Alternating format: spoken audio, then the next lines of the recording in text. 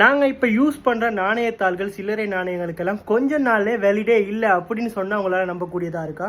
S, அதுக்கான வேலை திட்டங்கள் நடவடிக்கைகள் தான் இப்போ கரண்ட்டாக இருக்க கவர்மெண்ட் வந்து எடுத்துக்கிட்டு இருக்காங்க. நம்ம நாட்டில் இலங்கையில் மாத்திரமே கிட்டத்தட்ட 14 மில்லியன், அதாவது 50% அதிகமானவங்க இன்டர்நெட் யூஸ் பண்ணுறாங்க. அவங்களுக்கு வந்து இன்டர்நெட் நாலேஜ்ன்றது இருக்குது கண்டிப்பாக. அது மாத்திரம் இல்லாமல் 7 மில்லியன் மக்கள் டெய்லி இன்டர்நெட் யூஸ் பண்ணக்கூடியதாக இருக்காங்க. இந்த சோஷியல் மீடியா, இந்த ஃபேஸ்புக், இன்டர்நெட், இன்ஸ்டாகிராம், இந்த மாதிரி சோஷியல் மீடியா எல்லாத்துலேயுமே ஒரு அறிவு இருக்கக்கூடியவங்களா, யூஸ் பண்ணக்கூடிய ஒரு அறிவு இருக்கக்கூடியவங்களா இருக்காங்க. ஆனால் நம்ம நாட்டில் இருக்க ஒரு மிகப்பெரிய பிரச்சனை இந்த டிஜிட்டல் கரன்சின்ற ஒரு முறை.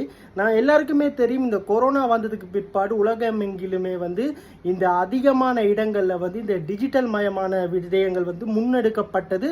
அது இப்போ வரைக்குமே வெற்றிகரமாக இடம் பெற்றுக்கொண்டு இருக்கு. ஃபார் எக்ஸாம்பிள், நம்ம இந்தியாவை எடுத்துக்கொண்டோம்னு சொன்னால், இந்தியாவில் வந்து ஆரம்பத்தில் ஒரு சில்லறை கடையில் இருந்து பெரிய பெரிய ஷாப்பிங் மாலில் இருக்கிற எல்லா இடங்கள்லையுமே டிஜிட்டல் கரன்சின்ற ஒரு முறை வந்து ஆன்லைன் டிரான்ஸ்ன்ற ஒரு முறை வந்து இருக்குது கண்டிப்பாக.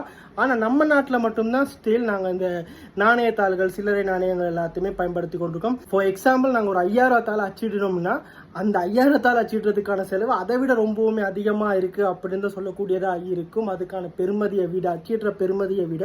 ஸோ நாம் இந்த ஆன்லைன் டிரான்ஸ்ஃபர், இந்த ஆன்லைன் கரன்சி டிஜிட்டல் முறையை கொண்டு வரதான இன்னொரு நன்மைனா நம்ம எல்லாத்துக்குமே சேஃப்டிங்கிறது ஒரு விஷயம் வந்து ரொம்பவுமே இருக்கும். அது மாத்திரம் இல்லாமல் எந்த ஒரு நேரத்திலையுமே நமக்கு வந்து டிஜிட்டல் கரன்சி ஆன்லைன் டிரான்ஸ்ஃபர் மூலமாக பண்ணிக்க முடியும். இந்த விஷயம் நமக்கு வந்து ஸ்ரீலங்காவில் இதுக்கு முன்னாடி யாருமே எடுக்கலையா அப்படின்னா, எல்லா கவர்மெண்ட்டுமே அதுக்கான நடவடிக்கைகள் எடுத்தாலுமே எல்லாருமே அதில் ஃபெயிலியராக தான் இருந்திருக்கும். பட் இப்போ இருக்கிற புதுசாக வந்திருக்க அரசாங்கம் வந்து அதுக்கான முதல் நடவடிக்கைகளை மேற்கொண்டு வராங்க. ஸோ கிட்டத்தட்ட ஒரு வருஷத்துலேயோ ஒரு 6 மாதத்துக்கு இல்லை 8 மாதத்துக்குள்ள இந்த இந்த நாணயத்தாள்களோட புழக்கம் வந்து இல்லாமல் செய்யறதுக்கான நடவடிக்கைகள் எல்லாமே டிஜிட்டல் வைஸாக வந்து மாறுறதுக்கான நடவடிக்கைகளை இந்த கவர்மெண்ட் வந்து செஞ்சு கொண்டே இருக்காங்க.